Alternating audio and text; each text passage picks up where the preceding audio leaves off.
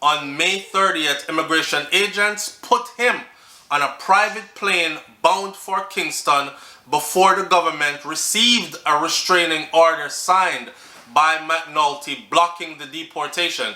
So it was a mix-up with ICE, right? Because he is an illegal immigrant, but ICE was not aware of his dealings with the US government and their deal with him to stay and work in the US under new identity. They found him, they deported him anyways, and he had to run for his life. Welcome to SouFLoTV again, everybody. It's your host with the most. Let me adjust this a little bit so my head top not get cut off. We couldn't do a video without Kai. He won't allow us. Say hi, Kai. Look, see up there? Let me introduce. This is wifey right here. This is Brains and the Beat. Hi. She also has her own channel on YouTube. The channels grow so fast, and I'm surprised that people are still asking, like, who's that girl? And you know, and then some people are like, oh, Ram, I never know say I'm wife. I think I did him sister or something like that. So this is our little man. This is Kai Kai for those of you who don't know, and this is Brains and the Beat. Okay, and she has her own channel on YouTube, and you can go check her channel out as well. Now, this story we kind of talk about today is about Christopher Dudus Coke. That name always rings a bell when you talk about gangster, big top, dons, heavy, and heavy. Alright, so this headline, we're taking this from the Gleaner. Alright, this headline says, bail has been offered to the Jamaican man who was fighting deportation after helping US authorities to convict Dudus. If you don't know, the whole Tivoli incursion that happened in Jamaica where the people that was out in the streets, Jesus died for our sins and we were dead for Dudus and this and that. The people were out on the road. A lot of people got killed. They said that explosives were used and things that were not supposed to be used on civilian population were used at the time to go into Tivoli where they were looking for Dudus, but he wasn't there. He had already left. He was eventually captured and he was extradited to the United States of America to face criminal charges. One of Jamaica's top dons of all time, right? If you don't know the history of Christopher Dudus Coke, just Google history of Christopher Dudus Coke. You will find out that he was connected to another top don, which is his father. All right, people are gonna say, yes, SouFlo, but I'm stepfather and not really him father or whatever. He was connected before that in other ways and also connected politically. So here we go now. According to the New York DailyNews.com, who said an undocumented immigrant who helped the government bring down one of Jamaica's most notorious drug kingpins now fighting deportation, which he says is pretty much a death sentence for him. The man identified as Sean B, of course cooperating with witnesses, Christopher Dudus Coke, he helped in 2009, which made him a marked man. He helped as a cooperating witness to convict Dudus Coke starting in 2009. He was known in the gang as Cowboy. He said to them that if I return to Jamaica, I'm a dead man as soon as I get off the plane. I testified against one of the most powerful men in Jamaica, right? In a sworn statement. Being a snitch in Jamaica is one of the worst things you can do, and I am branded as one for the rest of my life. I will be killed in Jamaica if I return. Sean, who once served as a general in Coke's shower posse, was not exaggerating at all. Since his testimony, his sister's house was burnt down, the house of his children's mother was firebombed, 6 of his cousins have been murdered, and his father has been ran out of Jamaica and forced to leave the country. New Jersey District Judge Kevin McCartney wrote this. The life or death stakes were made clear during Sean's recent unwanted 3-day return to Jamaica. So now I understand. So it was the US government that actually made that mistake and actually accepted him back into the US. What happened when he got removed was cinematic in terms of how insane it was, his attorney said. His client tried to lay low with a family friend, a sister, and others, but during a walk outside, People were waiting for him with a machete and a sawed-off shotgun, Chaplin said. Sean jumped over fences, hopped in a cab, and frantically called his legal team back in the US from a payphone somewhere. 3 days later, Sean was back in ICE custody thanks to Judge McCartney, who recognized that this was a mistake and ICE had actually deported someone who they did not want deported, he was ordered to be returned to the US at once. Federal agents hid him in a hotel in Jamaica until he could be put on a plane, his other attorney, Craig Rillis, said. Sean has been held in ICE jail ever since. I find it quite likely that a person in that position in Jamaica in hiding and under a threat of death could not effectively litigate an immigration appeal, McCartney wrote. Not to put too fine a point on it, the death threats, if carried out, could moot and defeat the review process. Sean had numerous run-ins with the U.S. authorities before becoming a cooperating witness, including 2 deportations for illegally entering the U.S. After trying to come in a 3rd time in 2009, he pled guilty to drug trafficking charges and then began right then working with the government against Dudus Coke. Sean was a critical witness in the Coke investigation. He testified at great personal risk to himself and offered first-hand insight into Coke's organization, how it operated in Jamaica and the United States. Said, wow. Sean was a critical witness in the Coke investigation. He testified. He gave them first-hand insight exactly how the organization operates, not only in the US but in Jamaica as well. Sean said John Zack, a lawyer who was one of the federal prosecutors on the case. A manhunt for Coke in 2010 resulted in an armed insurgency in Jamaica that left 70 people dead, the Tivoli incursion. The Kingston kingpin was sentenced to 23 years in prison in 2012. Sean, meanwhile, was allowed to work in the US. Why he ended up in the ICE radar in January of 2019 is very unclear.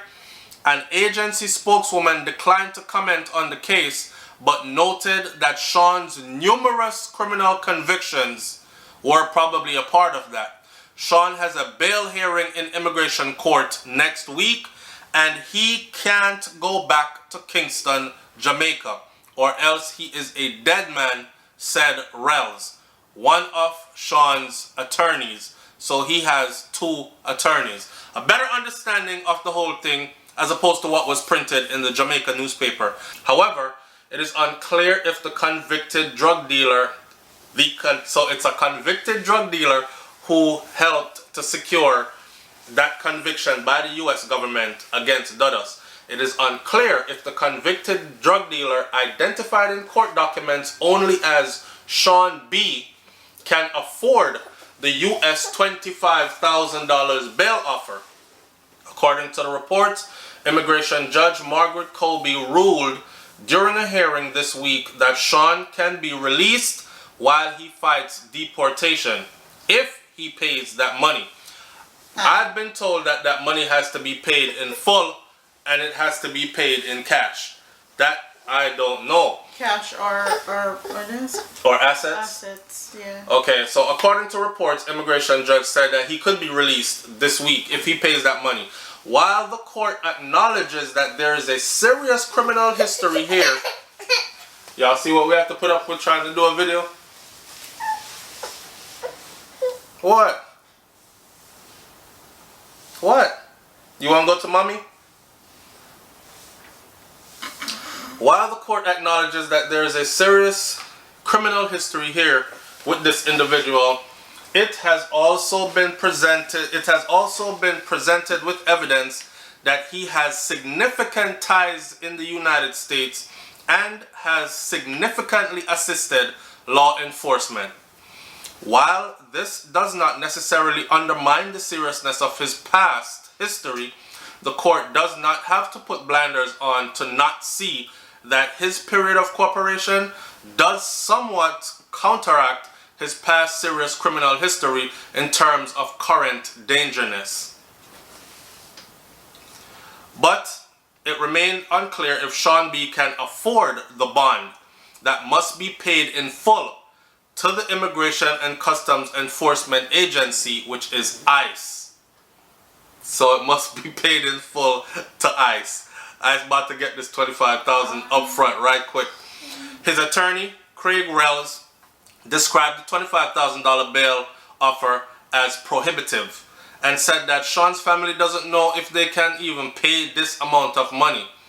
Sean, who was known in Christopher Dudus Coke's posse as Cowboy. This is how they put this man out there. I'm gonna talk about this later. He's known as Cowboy so there are people out there when no say a cowboy I do this, right?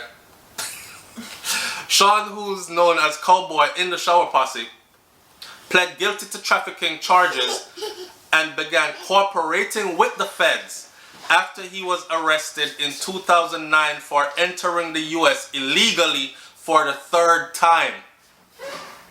So you're talking about a convicted drug felon, a drug trafficker, entered the US 3 times illegally and was caught on the 3rd time with the drugs, and is a reputed known member of the Coke Shower Posse called Cowboy.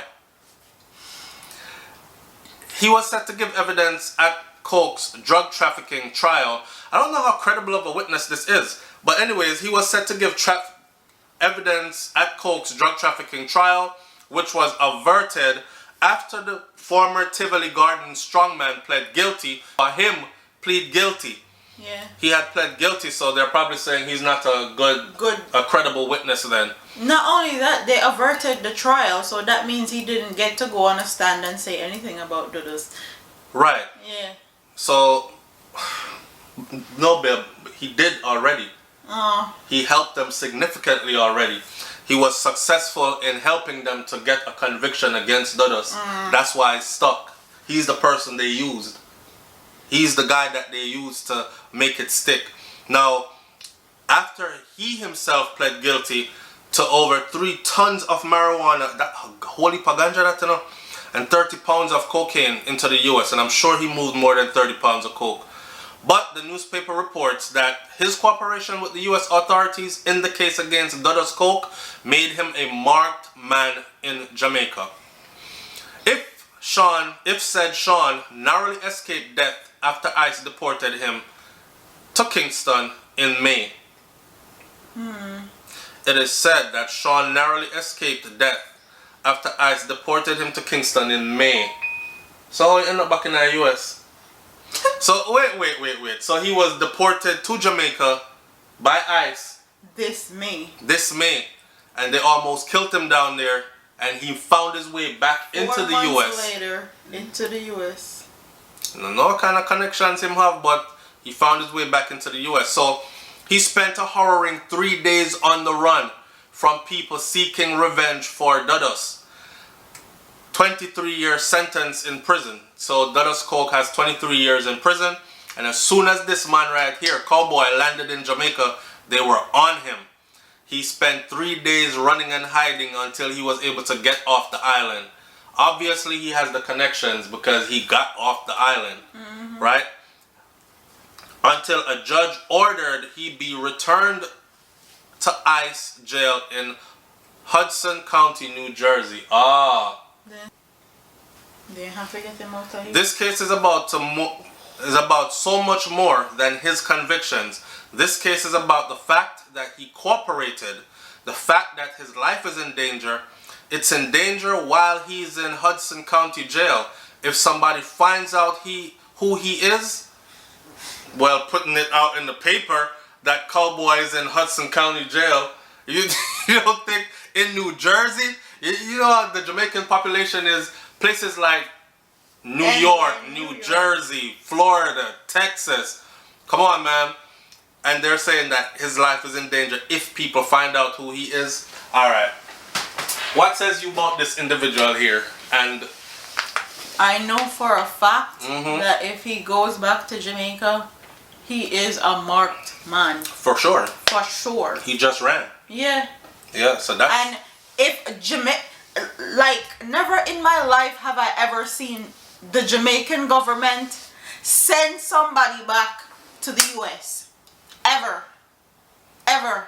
So if a Jamaican government sends somebody back, they have to be in real danger. Here's what I think. He's gonna have to go to some other country. I think he's... On one end, I want to say he's not a credible witness because I don't know how... They wanted that case to stick on Dudus, period. And this is more than meets our eyes. Yeah. I think Dudus' whole thing was political. Yeah. Okay? And he was in a position where he could sink a whole lot of people that are in high positions in government in the US and in Jamaica. Yeah. Right? And he became a liability basically. Right, truly. Yeah. Truly. That's, if you understand the whole case and followed it the whole time, you will understand that part.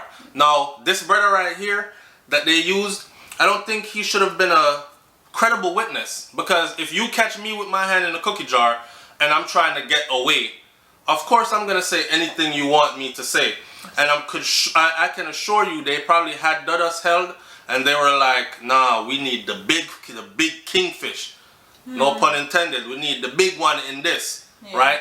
And the big one is him, Dudus. So if you can help us to secure this conviction by giving us deep information that we can actually verify. Remember, he's a part of the MAN organization, so he knows things that outsiders don't know. Yeah. You understand? So he was able to give them information that really did add up. So he did that to free his own self. And this is what we call a real sellout. Honestly, this is what you call a real sellout. If someone, my definition of snitching or telling on someone, I don't respect what I'm doing, because if me and you do a crime and you get catch, you're not supposed to tell on me. I'm not supposed to tell on you either. We did it together, right? Yeah. I went my way, you went your way. You get catch. Deal with your thing. Don't draw me in and sell me up the river just because you want your freedom. Yeah. You know what I'm saying? So on that note right there, he's definitely a marked man. And I'm sure even videos like these, because we're monitored heavily on social media, I wouldn't be surprised if law enforcement picked this video up, or his defense team picked this video up and say, look, even this well-known vlogger knows this. Listen to what he's saying. Listen to what his wife's saying. They know. He's a marked man. Come on, though. Everybody knows that. Everybody knows that. His life story just told that. Yeah. He was actually deported by ICE after being allowed to live and work in the US, hiding under some name somewhere. I don't know if he got back into a lifestyle that violated their terms and conditions, and they got him out of the country, and he spent 3 days running and hiding in Jamaica from people that were gunning for his head. And they actually helped him to get back into the US. Legally, legitimately helped him to get back into the US to keep him safe. So that's to tell you that he's a marked man. So what he's saying, and they know that. Yeah, they do. They should know that. But and honestly, if they send him back to Jamaica, his blood is on their hands. Because the Jamaican government made sure he came back to the US safe and sound. Yeah. They're the one that put him in that predicament in the first place. So they should be responsible for him. Yeah. They're the one that canoodled with him and did all the stuff with Dudu. So they should be able to protect his life and protect him. Period. Let me close the video now by saying this. Let this be a lesson, right? That life has no loyalty. At all. Okay? Everybody talk about how them are no snitch and all this, and you would be surprised to see who snitch. Very few people actually get into some kind of a predicament who live this life and don't snitch. Yeah, everybody want their freedom. The perfect example was shown, and you know what too? They could have purposely used him send him back into Jamaica to use him to draw out More. whoever else they want to draw out. Yep. You understand? Let's find the active killers down there, because we know that so and so is on his payroll, but we haven't seen him on the radar since 2011. So if we send him back, I bet that killer comes out of hiding. And if you think they're not in full operation on the island, then you're crazy. Okay, them under heavy surveillance down there, and they're trying to draw others out. The perfect example was the whole scamming thing. Once they took down one person and they said, well, you're looking at 50 to 75 years unless you give us other people, a significant amount of people that lead to conviction. So you can't just go point anybody out. You have to point out stuff and give them stuff they can prove. Yeah. And from one person, like 20 other people 15. left in handcuffs. Yeah. So that's to show you, one get caught, next one get caught, that next one tell on more get caught, next one tell on more get caught. There's no loyalty in this kind of a life. So let that be a lesson. And this brother here, I don't know, but me know say, you can't go back to Jamaica. They would have to rearrange his old face and make him completely different, and even then I wouldn't trust that. But he cannot be back in Jamaica to live, else he is going to die. Period. Yeah. Leave your comment in the comment section below. Oh, one thing I gotta say though is they don't care about them people. The authorities don't care. You're a pawn and you're used. Yeah, so blood upon their hands, yes, enough blood upon them hands already. They really don't care. Yeah. Alright? You're a bait, and you made yourself a bait based on the life that you lived and the things that you got involved with. Yeah. So leave your comment in the comment section below. Tell us what you think about this one and give us your insights, because you know the audience love talk up. Alright? It's SouFLoTV here with Brains and the Beat, and don't forget to go check out her channel as well. And this is Little Kai Kai saying, say deuces. Say get them peace. deuces. Get them deuces. Peace. Peace. You know, say peace. Peace.